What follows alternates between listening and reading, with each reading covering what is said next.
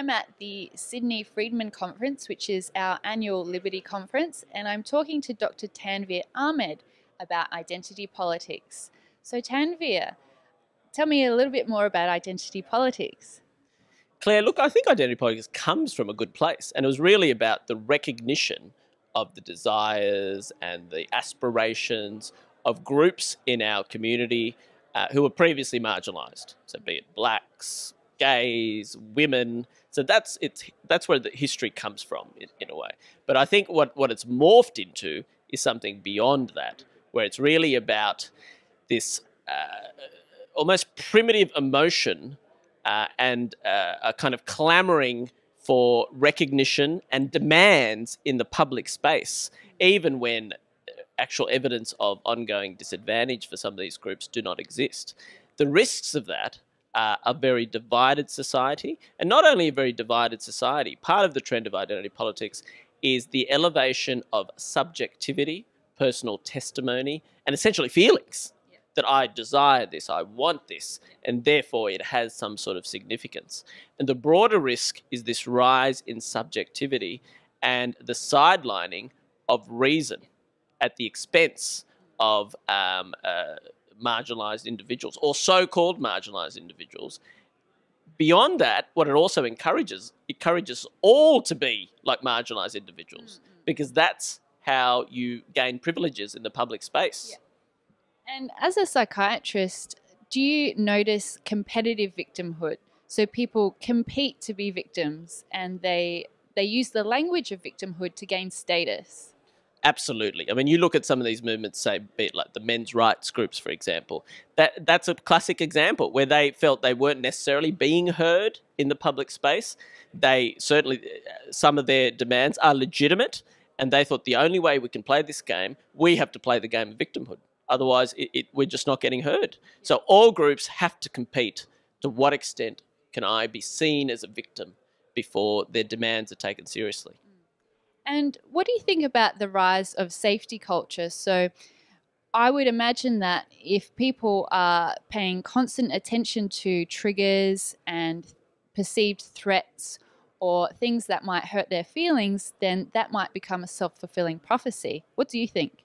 Yeah, I think this is the elevation of the subjective. So in my work, I often see people like that, where they might have a workplace claim, for example, and they were upset by something the boss said, but they see it as some sort of innate truth rather than seeing it as something to do with their own perceptions and related to themselves.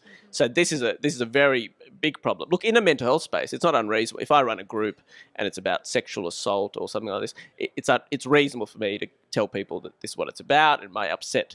But in the broad populace, it seems ridiculous, and we're building a society of people who cannot tolerate criticism and perceive any sort of criticism as attack, and then they feel like they have rights to kind of fight back, but not in the realm of ideas.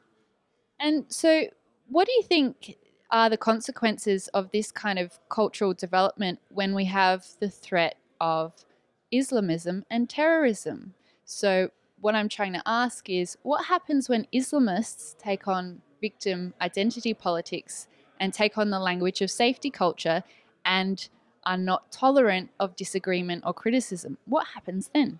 Excellent question, Claire. And this is potentially one of its biggest dangers, where sections of the left particularly will see potential ideas that are deeply disturbing and deeply threatening to our society, namely Islam. The worst of Islam is that the West is fundamentally corrupt and needs to be destroyed, and Islam and Muslims should rule.